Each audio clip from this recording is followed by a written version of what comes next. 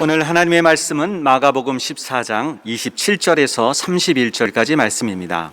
마가복음 14장 27절에서 31절까지 말씀을 같이 함께 합독하도록 하겠습니다.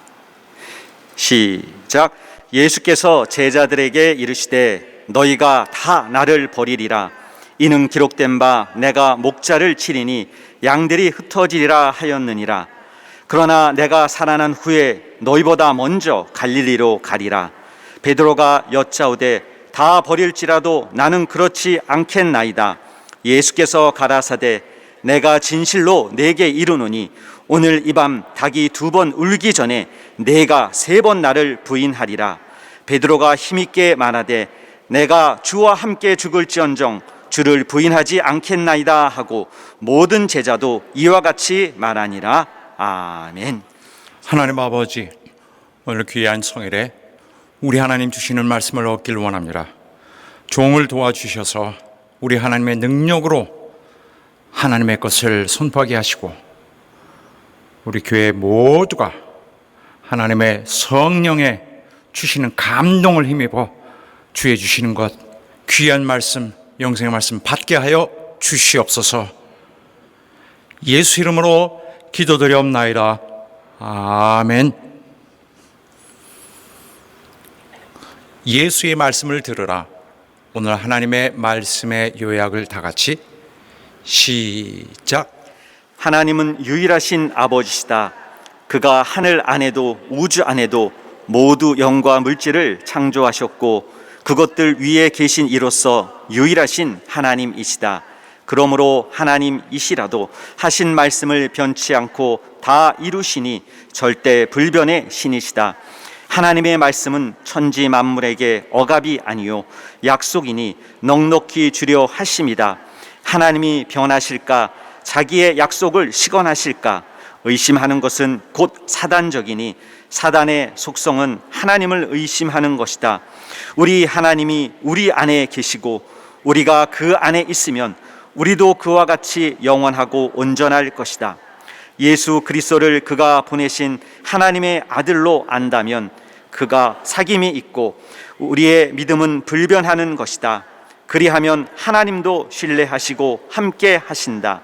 하나님과 우리의 관계는 믿음과 신뢰이다. 성령은 영원한 관계를 보존하시려고 들어오셨다.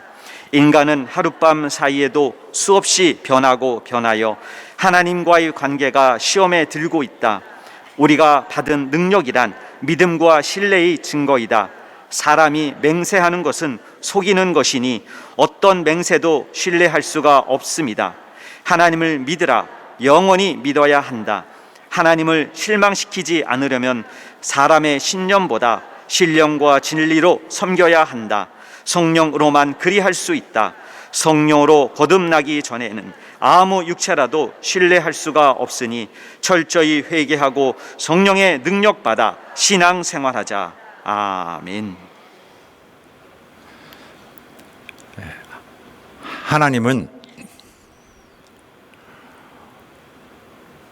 우리가 어려운 시련을 겪도록 인도하심으로써 우리를 더 나은 자가 되게 하시기도 합니다. 우리는 살면서 자기에게 매우 힘겨운 그런 일들을 당하기도 합니다. 우리가 시련, 시험 이런 용어로 표현할 수 있는 그런 우리 어려움을 겪습니다. 인생의 삶은 그리 쉽지 않고 원하지 않는 일들이 생기기도 합니다. 그러면 많은 상처를 받습니다. 상처를 받으면은 우리에게 오랫동안 남아서 우리를 힘들게 계속 아프게 하는 것이 기억이 되기도 합니다. 그러나 신앙생활을 할 때 비록 우리가 심적으로는 다치기도 하고 하는 이런 것들이 사실은 그리 나쁘다고만 할 수는 없습니다. 오히려 필요한 일입니다. 왜냐하면 이런 시련을 겪고 나면은 그 후로는 그 사람이 연단이 되어서 그 영혼이 더 깨끗해질 수 있기 때문입니다. 사람이 깨끗해지는 두 가지 길이 있습니다. 하나는 하나님의 말씀을 순종하면서 결단을 할 때에 그렇고, 또 사람이 깨끗해지는 또 두 번째 길이라고 하면은 어려운 시련을 통과할 때입니다. 깨끗해진다는 것은 영혼이 잘 보존된다는 거예요. 영혼이 구원으로서 잘 보존되고 있다. 또한 하나님의 사용하심을 얻을 수 있는 좋은 제목으로 준비되어 가고 있다는 뜻입니다. 이 세상에 누구에게든지 시험이 닥칩니다. 그러나 똑같은 시험이라 할지라도 그것을 받아들이는 사람에 따라 그 결과는 좀 다르기도 합니다. 세 가지 유형의 사람들을 같이 한번 생각해 보겠습니다. 첫 번째 그룹은 이런 사람들이죠. 시험이 올 때에 그것을 통해서 자신이 오히려 연단을 하는 기회가 된 자들, 그런 자들이 있고, 또 두 번째 유형은 어떤 사람이냐면은 이런 환란이 올 때에 오히려 그것을 이겨내려는 데 초점을 맞추어서 그 정면으로 버티는 경우가 있습니다. 일반적인 사람들의 반응이죠. 또 세 번째 유형은 이런 시험 자체를 많이 겪지 않는 그런 삶의 길을 걸어온 사람들이 있습니다. 자, 다시 설명해 드리면, 첫 번째 경우는 시험이 올 때 연단이 되는 사람들인데, 이런 사람들은 어떤 어려움이 닥치고 시련이 밀려올 때 오히려 자기의 한계를 깨닫고 인간으로서의 자기 부족함을 깨닫고 뭔가 돌이키고 뭔가 어떤 결론을 얻으려고 하기도 합니다. 회개하죠. 그래야 새로운 변화의 기회로 삼습니다. 그런가 하면 두 번째, 다시 돌아가서 두 번째의 사람들은 어떤 시련이 올 때 거기에만 초점을 맞춰서 맞대항해서 싸우는 자가 있는데, 이러한 시험의 충격을 맞싸우기 위해서 오히려 세상의 방법으로 거기에 맞서서 자기도 충격을 가합니다. 인간적 방법, 세상적 방법으로 버텨나갑니다. 자기를 방어하고 자기 고집을 꺾지 않는 것이죠. 자기 의지를 고수하는 것이죠. 또 말씀드린 바처럼 세 번째 유형의 사람은 이런 시험을 그리 많이 겪지 않는 사람들입니다. 자, 결론을 먼저 말씀드리면은, 시련은 우리에게는 뼈아프지만은, 시험은 우리에게 고통스럽지만은 오히려 영적인 성장을 이루는 데는 도움이 됩니다. 시험이 올 때, 시련이 올 때 그 첫 번째 부류의 사람들처럼 오히려 그때 중요한 사실들을 깨닫는 것은 건전합니다.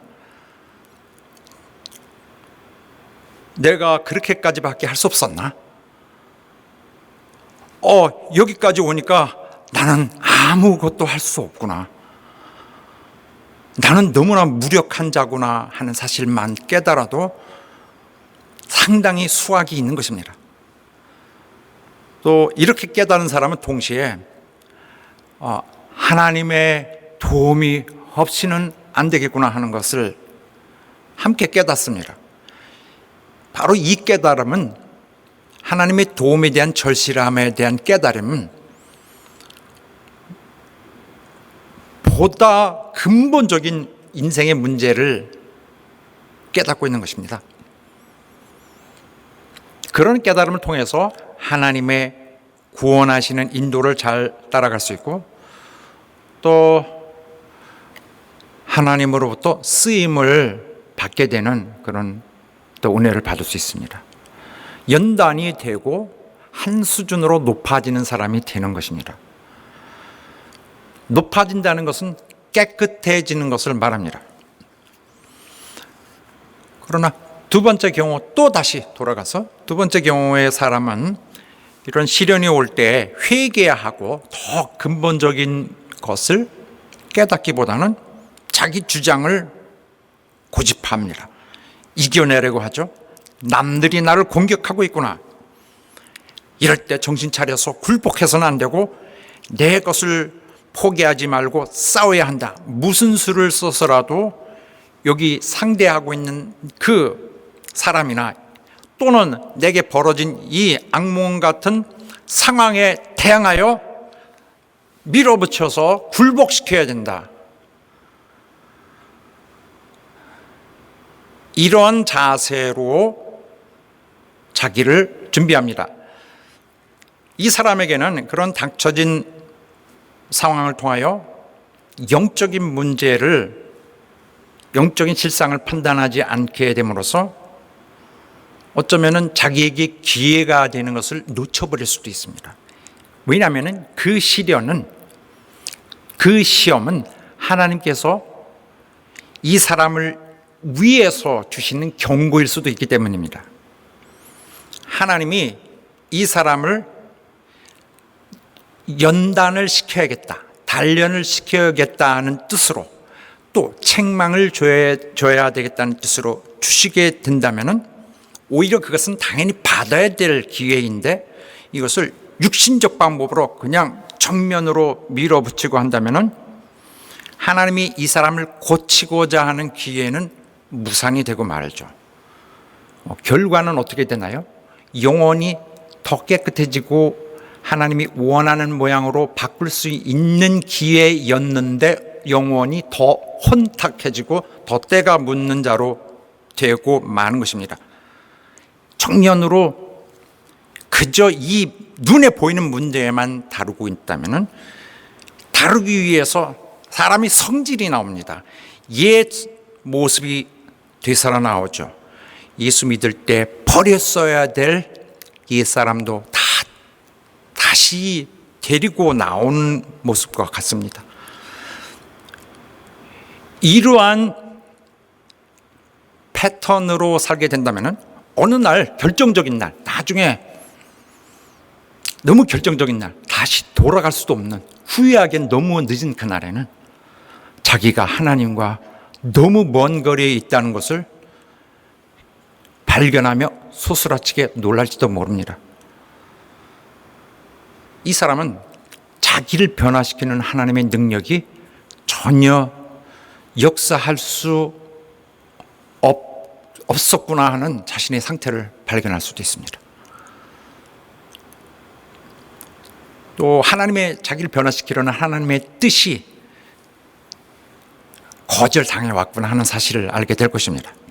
시련이 올 때 이것을 하나의 변화의 기회로 삼아야 하는 것이 바람직한 때일 수가 있습니다. 그러나 무조건 자기를 그냥 방치하고 눈으로 보는 것만 다루고 있다면 영혼의 안정이 취해져야 될 때 영혼이 오히려 더 퇴화되는 수가 있습니다.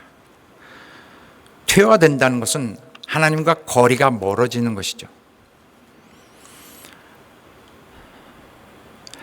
우리에게 어떤 시련이 온다면은 하나님이 내 모습, 현재의 모습은 기뻐하지 않으시되 그가 바꾸어서 나를 다시 맞아주실 수 있는 그런 기회를 그가 원하시는 것일 수 있어요. 내게 시련이 오면은 내게 경고하시는 것이라고 볼 수 있을지도 모르니라. 그러므로 겸손하게 그런 것들을 생각해야 합니다. 자, 그런데 이제 세 번째 부류의 사람을 다시 보자면은 자기를 연단하는 시험이 없는 자는 이와 마찬가지로 어떤 눈부신 그런 영적 성장을 또한 바라기가 어렵습니다. 그저 이것도 아니고 저것도 아니고 무슨 일이 별로 일어나지 않습니다. 이런 경우 이 사람의 구원의 삶이 성공할 것인지 아닐 것인지는 그 자체로 알기가 어렵습니다. 아마 이런 사람들은 고의로 이런 어려움을 피해 온 것일 수도 있어요. 또 교회 일에는 그렇게 가깝게 자신을 연관시키지 않음으로써 오히려 갈등을 줄 일이 별로 없겠죠.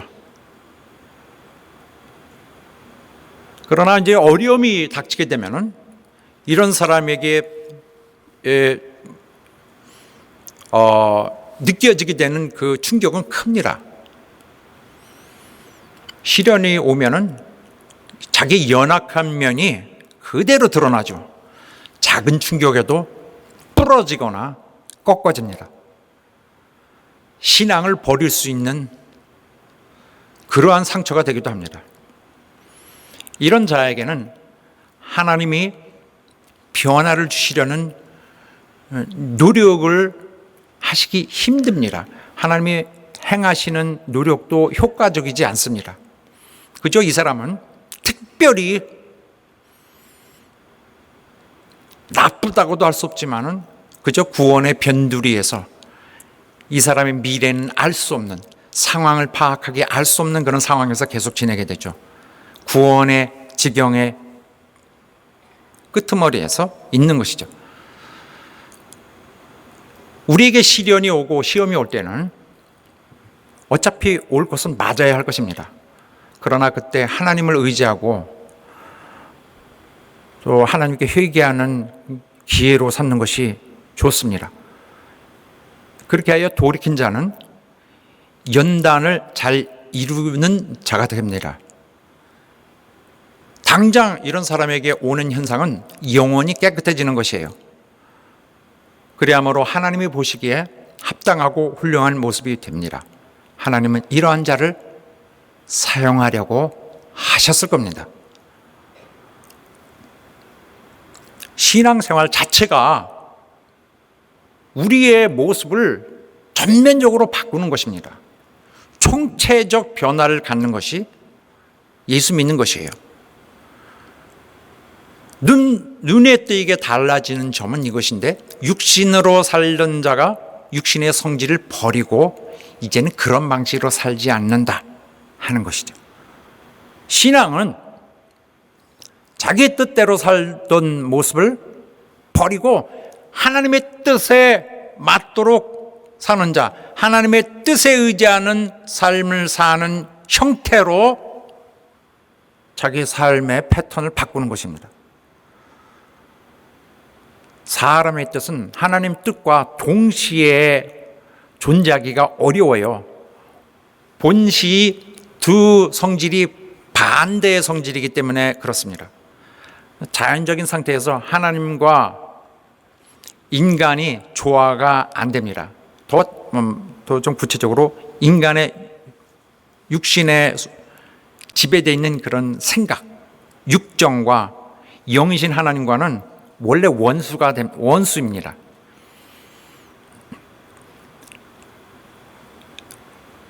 그러나 예수 믿고 변화된 것은 우리의 주권이 주 그리스도 예수께 있다는 점입니다. 주님의 우리를 소유하신 주권이 주께 있습니다.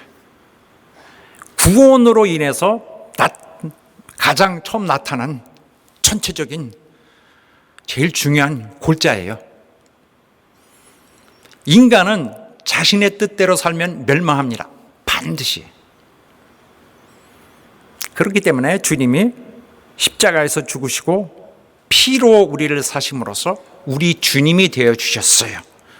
그리함으로써 이제는 그가 우리의 삶을 인도해 주시려는 것입니다. 피를 흘려주셨고 또 인도해내는 것은 시작되는 것입니다.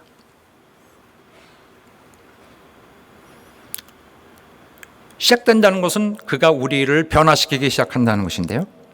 구원은 한마디로 영혼의 상태를 말하는 용어입니다. 그래서 구원, 이것은 마지막 최종적 상태가 아닙니다. 영구적 결론이 아니라 지금의 상태예요. 구원, 상태고 상태만 있을 수는 없습니다. 삶이라는 것이 별도로 있어요. 그 상태는 있는데 이 상태로 살아야 될 것이 아닙니까? 시간이란 공간을 지나가야 되잖아요. 삶이 있어요. 삶은 어떻게 하느냐? 변화해 가는 것입니다. 깨끗해져 나가는 것입니다. 처음에 구원받을 때 우리가 어떻게 구원받았습니까? 불구덩이에서 하나님 끌어내셨어요. 막 타고 막 불이 있고 연기가 나고 하는, 다 시커멓게 타고 있는 것을 꺼내내셨고, 혹은 물에 떠내려가는 다 젖은 물에 빠진 생쥐 같은 우리를 끌어내셨어요. 여기서부터 끌어내서 깨끗이 씻어주고 고쳐주고 낫게 해주고 깨끗하게 도와줘야 합니다. 꺼낸 것으로 그 상태에서 영원히 가지 않습니다.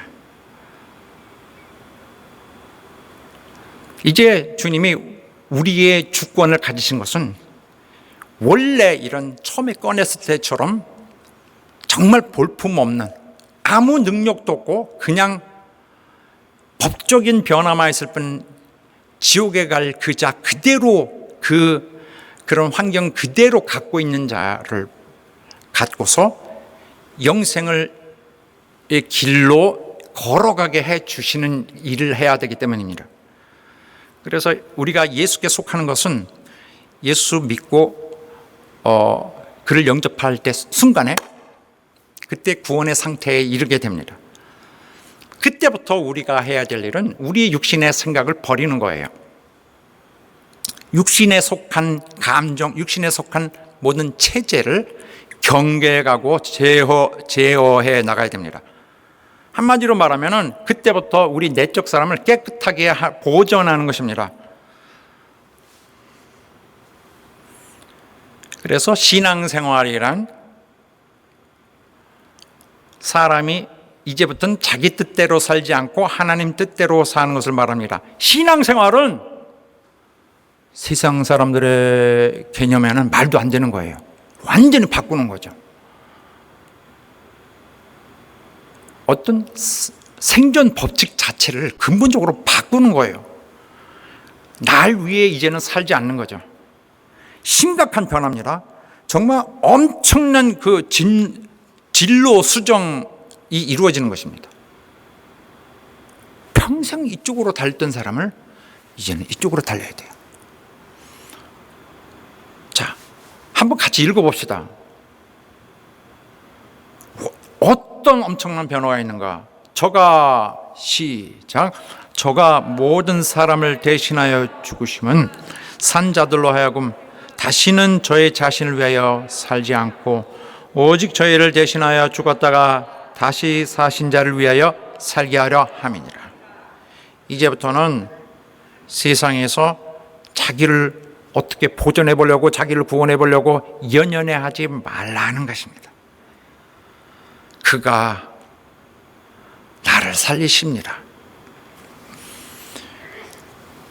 그리스도의 죽음은 우리 옛사람과의 그 연관에서 우리 옛사람에게 속박을 받았던, 갇혀 있었던,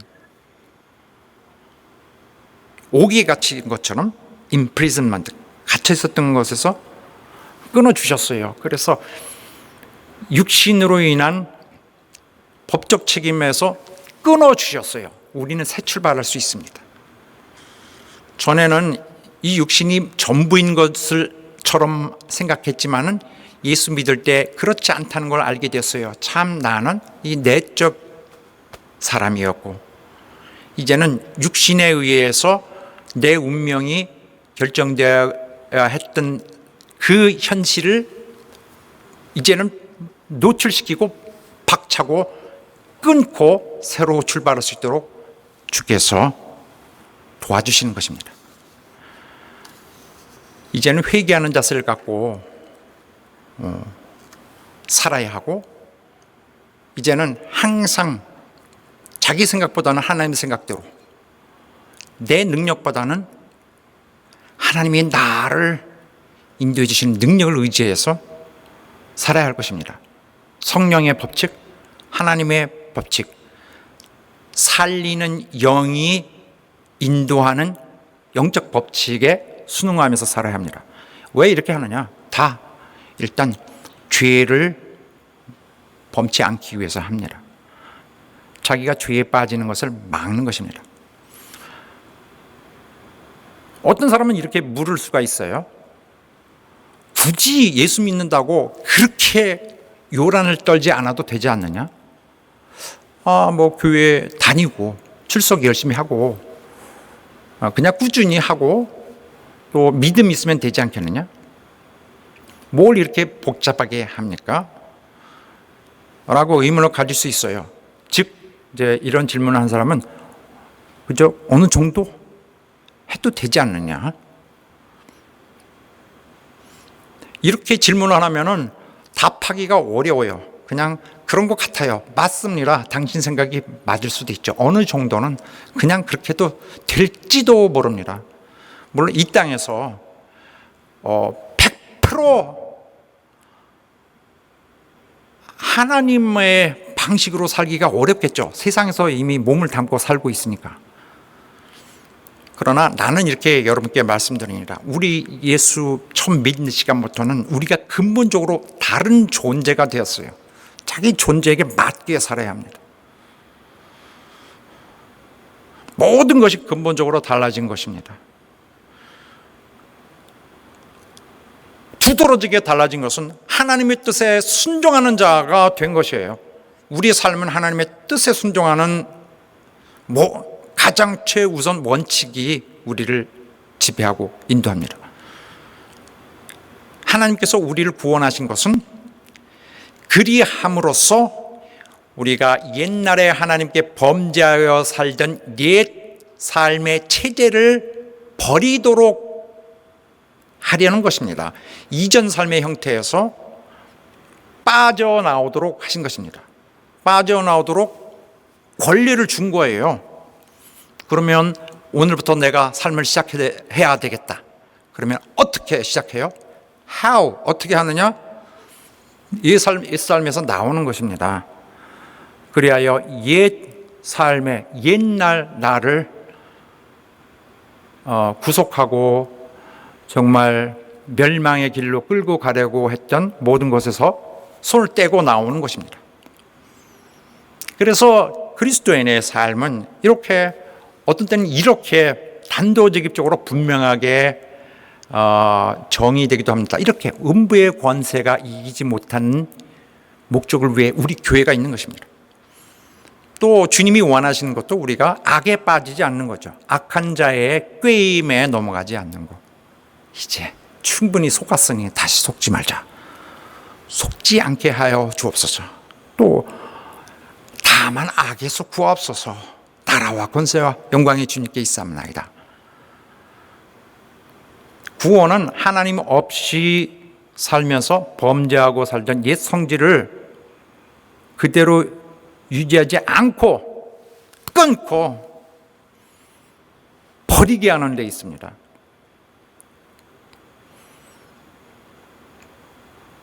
여기서 그런데 우리 모두의 그러한 분명하고 발랄한 우리의 출발을 가게 하는데 약간 헷갈리게 하는 요소가 있습니다. 누가 불쑥 아니 예수 믿으면 죄가 다 사했는데 무슨 죄가 또 괴롭힌다고 하느냐. 예수 믿으면 끝. 죄는 다 사해졌어. 이렇게 말하는 사람이 있습니다. 죄 얘기 그만하시오. 이렇게 하면 안 됩니다. 그리스도의 복음은 죄에서 벗어나는 거예요.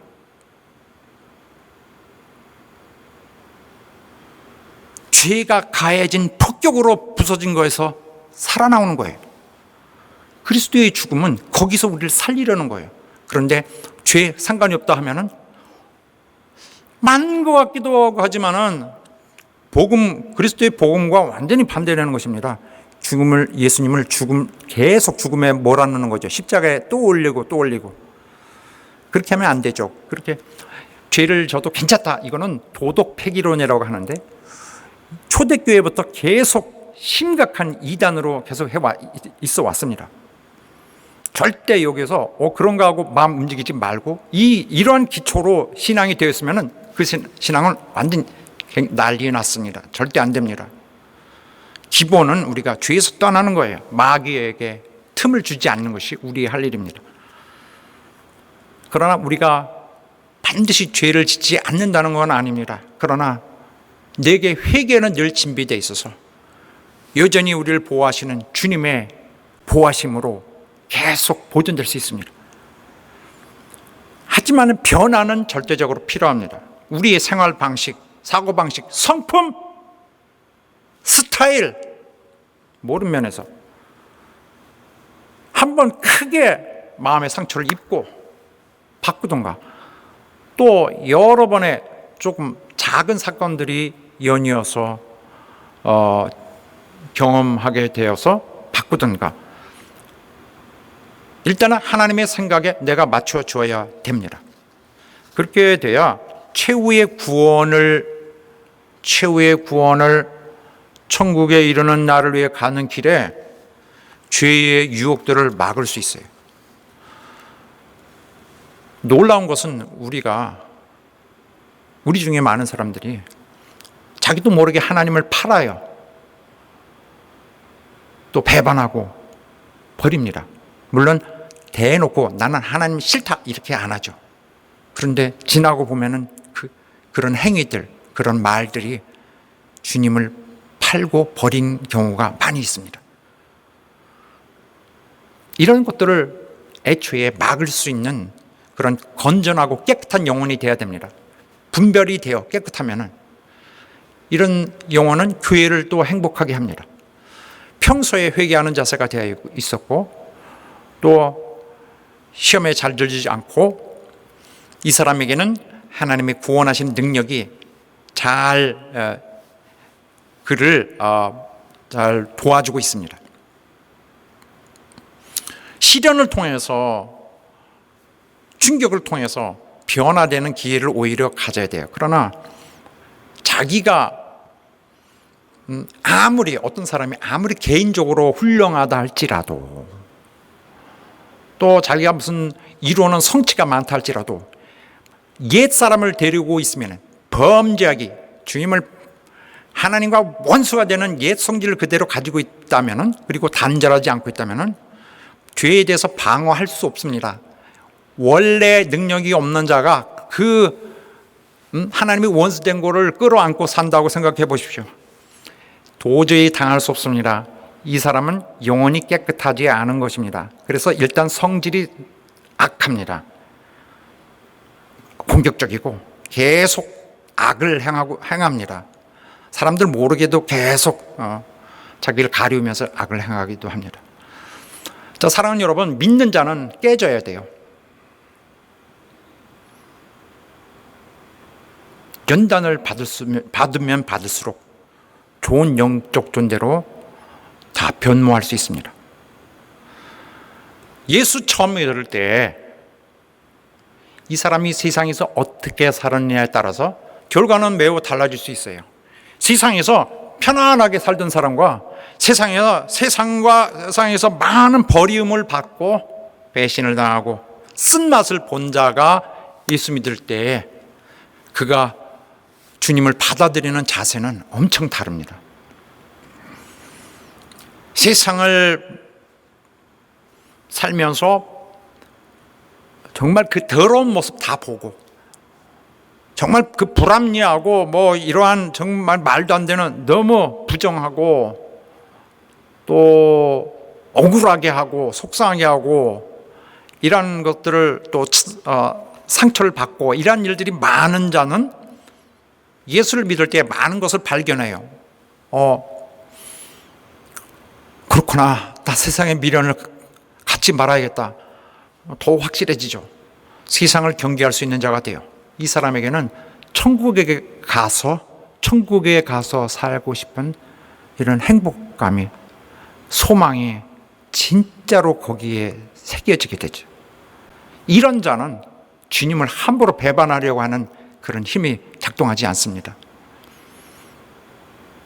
그동안 마귀에게 속고 있었구나. 이런 세상에서 엄청 고생을 하는 사람은 예수 믿는 일에 대해서 조금 더 심각하게 받아들일 수 있습니다. 이 사람에게는 예수 믿는 순간이 하나의 깨지는 순간일 거예요. 엄청 크게. 그러나 세상에서 이렇게 그다지 그러한 정말 드라마가 많지 않던 사람은 예수 믿는 것이나 믿지 않는 것이나 그렇게 그다지 난 잘 모르겠는데 하고 깨달음이 없는 자는 신앙생활에서 계속 도전을 받게 됩니다. 언젠가는 그런 뼈아픈 아픔을 겪어야 할 것입니다. 자, 우리가 예수 믿기 시작한다고 해서 모든 것이 그 자동적으로 온전하게 되지는 않습니다. 예수 믿는 첫날부터 이미 어제 믿었는데 오늘부터 하나님과 갈등할 수 있어요. 맞부딪히고.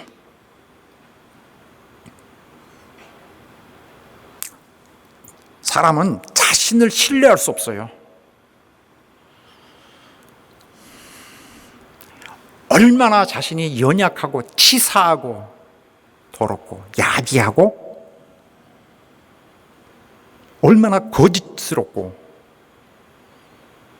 그러한 자기를 신뢰하고 있었다면 오늘 크게 정말 다시금 그러한 자세를 회개해야 할 것입니다. 성찰할 필요가 있어요. 큰 어려움을 겪고 나면은 그때 자기의 무력함도 같이 깨닫고 자기 죄성도 깨닫고 그러나 하나님이 없이 산다는 것이 얼마나 불행한 것인가를 함께 깨닫고 회개하는 자가 되시기를 주의 이름으로 축원합니다. 이렇게 돌이키는 자는 주님의 부르시고 사용하심에 합당해요. 주님은 당신의 목적을 위해서 이런 자들을 훈련시키십니다. 우리에게 시험이 올 때에 그것으로 받아치거나 강팍한 자가 되게 하지 말고 그럴 때에 하나님의 도움을 구하셔서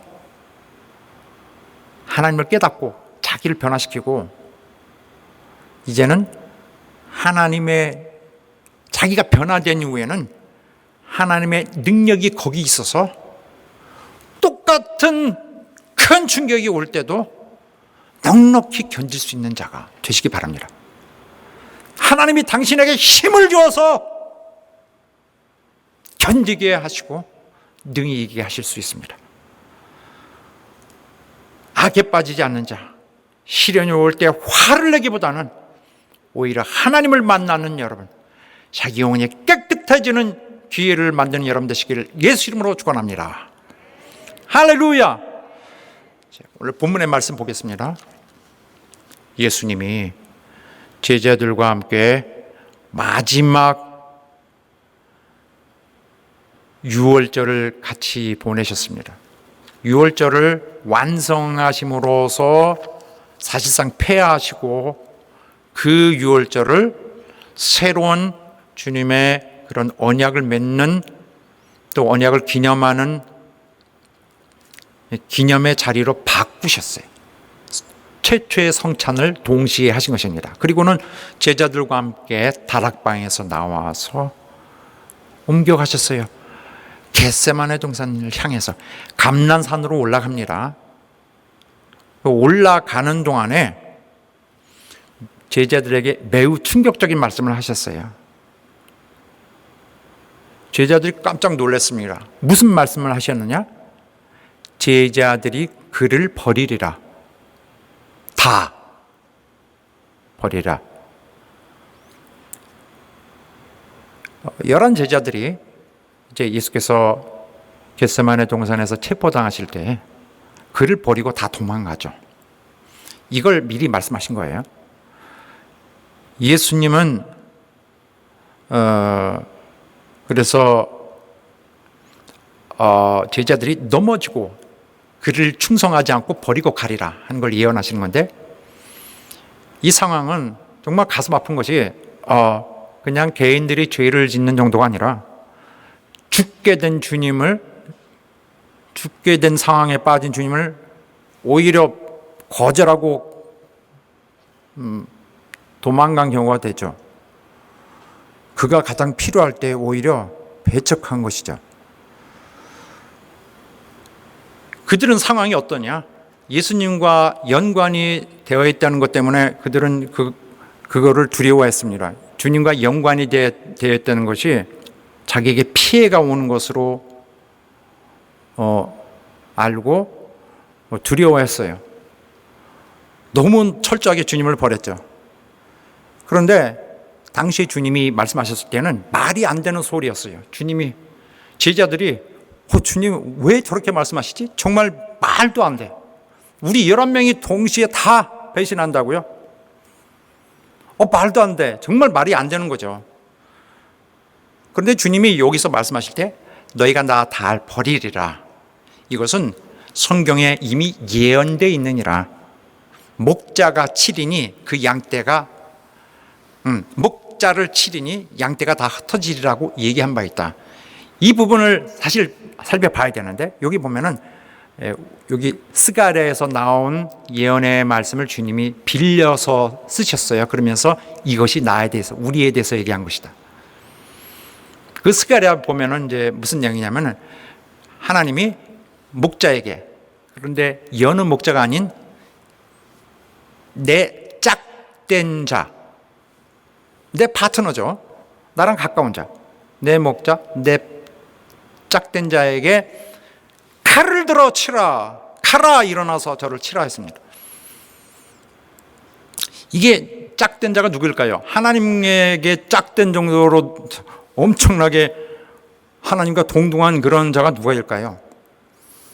예수 그리스도밖에 없습니다. 정확히 예수님을 가리키는 말이에요. 그래서 그를 치면은 양이 흩어지리라. 자, 그래서 여기 보면은 사실 예수님이 제자들로부터 버림을 받게 되는 이제 그런 상황이죠.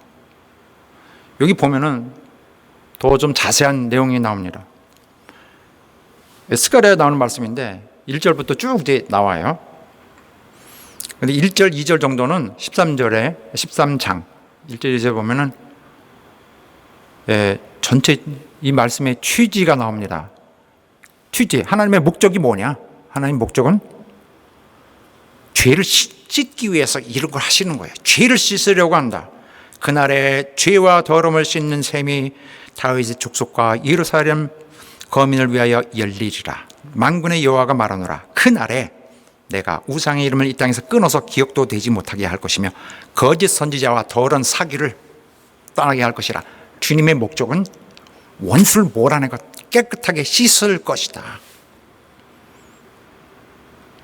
이것이 취지인데 그럼 어떻게 하셨을까? 이 방법론은 이거예요. 구체적으로 가라, 일어나서 저 목자를 쳐라. 내 짝된 자 쳐라. 그러면 양들이 쫙 흩어지리라. 그 흩어진 양들 거의 다 멸절하고 만다. 그러나 소수, 물론 여기 3분의 1이라고 나와 있지만은 소수는 어떻게 되냐? 소수는 내가 불에 던져서, 불 속에 던져서 연단시키리라. 은같이 연단하고 금같이 시험할 것이라. 그리고 난 후에 이들이 내 이름을 부르리라.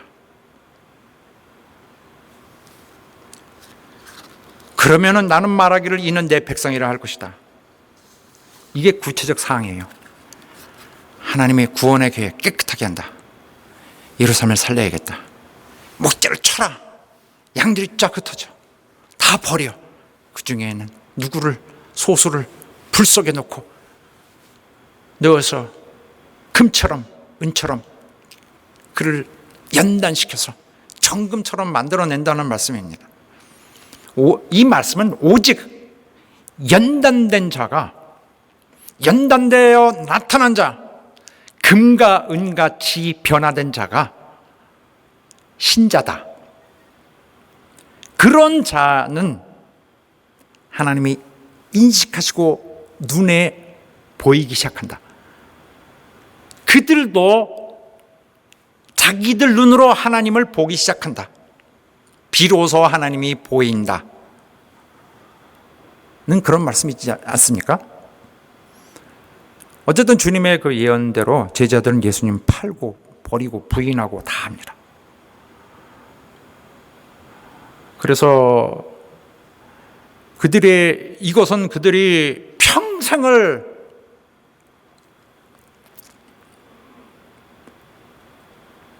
잊지 못할, 치유하지 못할 상처로 남죠. 주님을 버리고 배신하고 주님을 부인하는 거, 이거 평생 없어지지 않죠. 정말로 평생 시련거리입니다. 이 상처를 갖고 나머지 인생 살아야 해요. 그렇게 해야 합니다. 그러나 그들은 그 상처 때문에 돌이켰어요. 회개했습니다. 그래서 그리스도에게 다시 받아들여지게 된다는 그런 암시가 있는 말씀이에요. 예언입니다. 그렇죠. 아무튼 여기에는 표면적으로는 예수님이 체포당하실 때 예수님의 제자들 다 흩어진다는 말이에요. 다 그를 버리고 도망친다. 그러나 예수님은 그렇게 된 일이 일어났다 할지라도 비록 다 버리고 가고 그는 잡혀서 죽게 되는 일이 있을지라도 거기가 끝은 아닐 것이다. 다시 만나리라. 그를 버린 자들을 그가 만나리라. 그래서 갈릴리로 먼저 가라고, 갈 것이라고 이렇게 예언하십니다. 그래서 그를 버리는 이런 엄청난 충격적인 사건을 저질러지게 되고 나지만은, 그러나 주님은 이것이 끝이 아니다. 이것이 진짜 비극이나 절망이 아니다. 나는 그들을 모으리라 예고하십니다. 그래서 여기 보면은 앞에서 인도하여 가다. 먼저 너희보다 갈릴리로 가리라. 이것은 먼저 앞으로 간다는 말인데, 앞으로 누가 먼저 도착해서 상대를 인도하겠다는 말입니다. 그래서 어쩌면은 이 다 충격받고 이 망가진 이들을 주님이 다시 인도하시겠다는 것입니다. 그래서 그들은 주님을 다시 한번 따를 수 있는 기회가 생긴다. 진짜 시작이 여기다 하는 말씀이에요. 그러나 제자들은 이런 주님의 예고가 들리지 않습니다. 그들은 막 강하게 항변을 합니다. 말이 안 됩니다. 항의하는 거죠. 주님, 난 절대 버리지 않겠습니다 했습니다. 사실은 그도 진실을 말하는 거예요. 내 마음은 정말 주님이 이렇게 사랑하는데 이게 말도 안 돼. 그럴 수가 없다. 난 주님 진짜 충성되고 주님을 정말 존중하고 정말 사랑한다. 자기 진실을 방어하고 있는 거예요. 이게 사실 답답해. 주님 알아주세요. 진짜 나 주님을 사랑하는데 왜 이런 말씀을 하실까? 그가 정말 호언장담했죠. 이거 말도 안 돼. 일어날 수 없는 일이다. 또 누가복음에 보면은 내가 주와 함께 오게도 가고 죽는데도 갈 것을 이미 난 결심한 사람입니다. 이 정도까지 하는데요. 주님, 무슨 말씀을 그렇게, 우리를 너무 과소평가하고 계시구나. 그런데 주님께서 이에 대하여 이렇게 대응하셨어요. 너희는 나를 버릴 뿐만 아니라 나를 부인하기까지 한다. 난 이 사람 모릅니다고까지 하리라. 날카롭게 주께서 예고하셨어요. 이건 더 말도 안 되죠. 아까 그거하고도 더 말도 안 돼. 이 사람 누구예요? 난 모르는 사람인데요. 이거는 더 말도 안 돼. 정말 충격적인 말씀이죠. 그런데 주님이 여기서 하신 말씀이 너무나 세세하죠. 구체적이에요. 너무나 뭐라고 하셨냐면은 닭이 2번 울기 전에 네가 3번 부인하리라. 이 예언이 불과 몇 시간 안에 이루어졌습니다. 2-3시간 안에. 너무 자세해. 주님이 하신 말씀은 이런 일이 있으리라 대략적인 것이 아니라 닭이 딱 2번 울 때 네가 그때까지 3번을 나를 부인하리라. 너무너무 자세하게. 말도 안 되죠. 2번 울 때 2번 울었는 것 같아요. 마가복음만 그렇게 얘기하고 있는데 히브리 사람들은 닭이 12시 반, 1시 반, 2시 반에 운대요. 그러면은 2번 정도 울게 되는, 2번째 울게 되면은 1시 반 정도? 뭐 이렇게 믿거나 말거나 한데, 닭은 주로 이제 3시부터는 울기 시작해서 계속 새벽 내에 울게 됩니다. 그래서 우리가 생각하기엔 3시 안에, 대략 3시 안쪽으로는 제 3경, 그때까지는 베드로가 주님을 부인하게 됩니다. 이렇게 주님이 겟세마네로 올라가시면서 하신 이제 이 말씀은 이제 자정쯤에 이루어졌다고 그냥 추측이 되는데, 이렇게 그 말씀대로 그대로 베드로는 말도 안 되는 그 내용을 행하게 됩니다. 완전히 그 베드로의 나약한 심성, 정말 완전히 다 드러냈죠. 그런 호언장담 아무 소용이 없다. 그대로 인간 다 드러내 버렸습니다. 주님이 네가 나를 3번 부인하리라. 3이란 건 뭐예요? 완전수예요. 완전한 숫자. 3. 3이란 건 완전 숫자야. 베드로가 주님을 철저하게 배신한 거예요. 그냥 실수다 이거 아니에요. 3번. 완전히 이건 적나라하게 자신의 의지에 따라 한 배신이다. 베드로가 말합니다. 죽을지언정 그렇게 하지 않겠나이다. 정말 자기는 굳게 믿고 있어서 말도 안 되는 얘기를 주님이 하시고 있었죠. 자신 있습니다. 그뿐만 아니라 모든 제자들도 똑같이 말을 했습니다. 우리를 어떻게 보십니까? 우린 그렇지 않습니다. 그러나 그 호언장담은 불과 2-3시간을 가지 못했죠.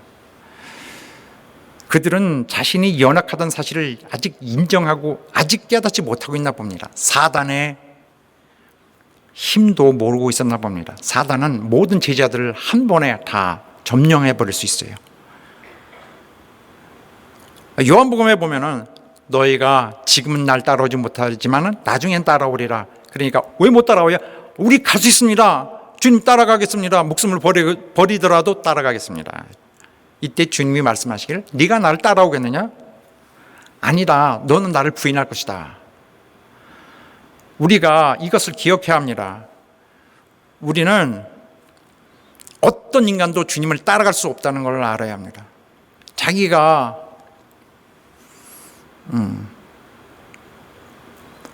인간 그 자체로 따라갈 수 없어요. 단련한 후에, 연단이 된 후에 따라갈 수 있는 것입니다.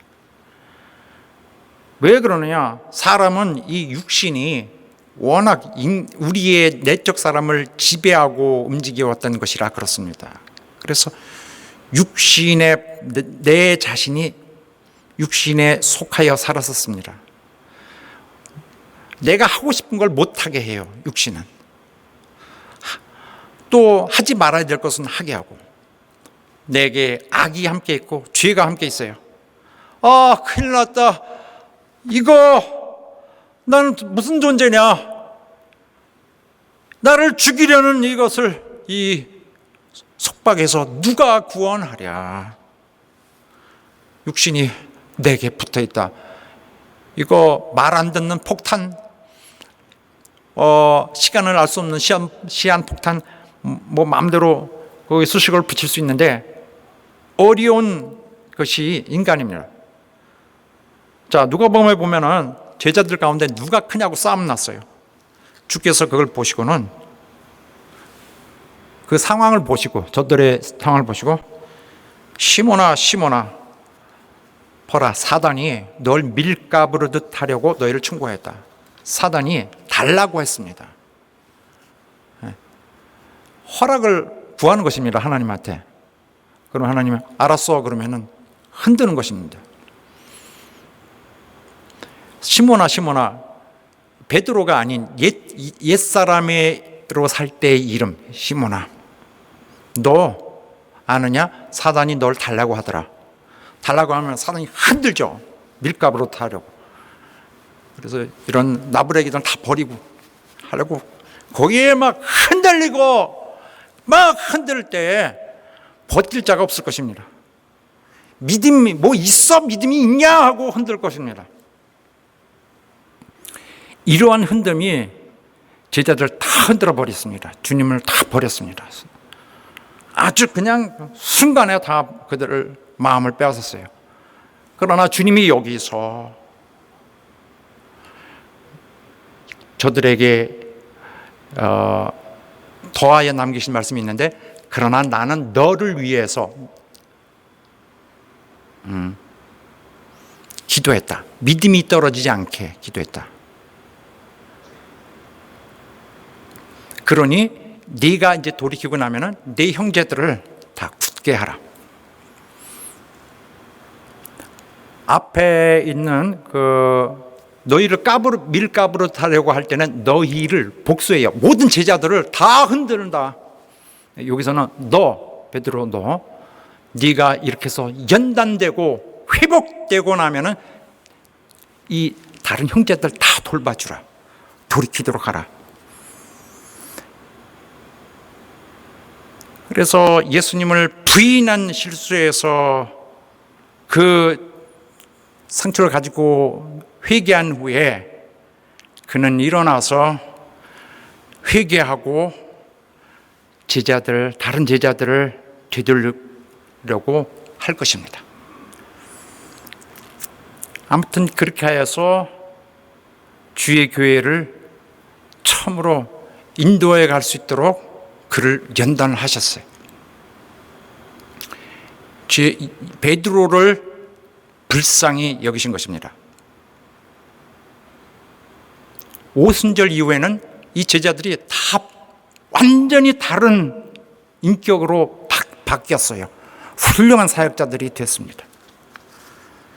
그들의 마음속에는 일생일대의 전무후무한 정말 심각한 실패를 담고 있죠. 기억 속에, 마음 속에 영원히 잊을 수 없는 가장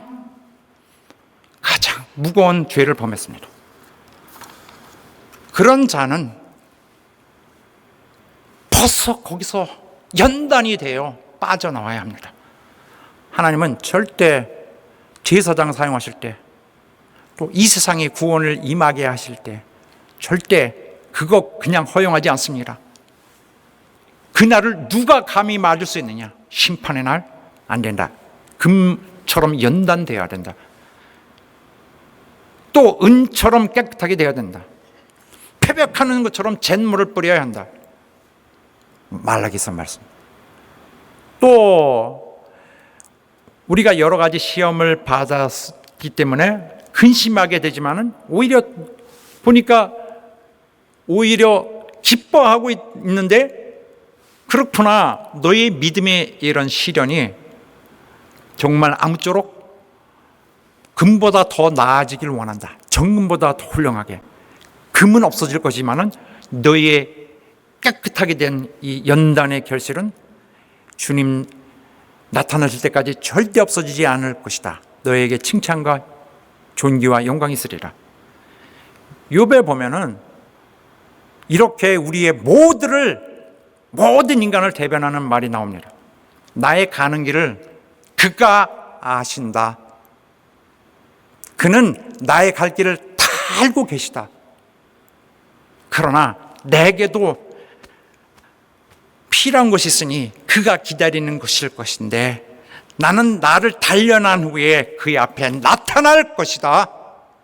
정금같이 나를 변화시켜 그가 나를 받으시도록 할 것이다. 사랑하는 여러분, 우리는 많은 이런 시련과 이런 어려움을 겪는 일들이 있습니다. 그때 오히려 시험에 빠져서 정말 오히려 더 공격적으로 자신을 더 혼탁하게 만드는 자가 되지 않고 원래 육신에 속해서 살던 육신 체제로 살던 그것을 버리고 이제는 하나님의 체제로 맞는 자가 되시기를 주 이름으로 축원합니다. 하나님께 맞도록 순수해지는 자가 되시기 바랍니다. 정금같이 순수하고 진짜 사람으로는 볼 수 없지만 하나님으로 볼 때는 값진 영적 인간으로 태어나는 여러분 되시기를 예수 이름으로 축원합니다. 그런 후에는 우리가 하나님이 우리를 다시 받으실 것입니다. 우리를 다시 끌어모으실 것입니다. 하나님이 이래 사용하려고 우리를 회복시킬 것입니다. 자기를 천금같이 준비하여 하나님 앞에 나타나는 우리 모든 성도 여러분 되시길 예수 이름으로 축원합니다. 할렐루야! 기도합시다. 하나님 내게서 시련이 있거나 시험이 있을 때 나 하나님 발견하기 원합니다. 다 하나님께 더욱더 달려갈 수 있는 기회를 가지려고 합니다. 하나님 어떤 일이 있든지 날 지키시고 날 도우시고 날 보존하시고 인도하여 주시옵소서. 정금같이 단련하여 하나님 앞에 나타나게 하여 주시옵소서. 다 같이 합심하여 기도합니다.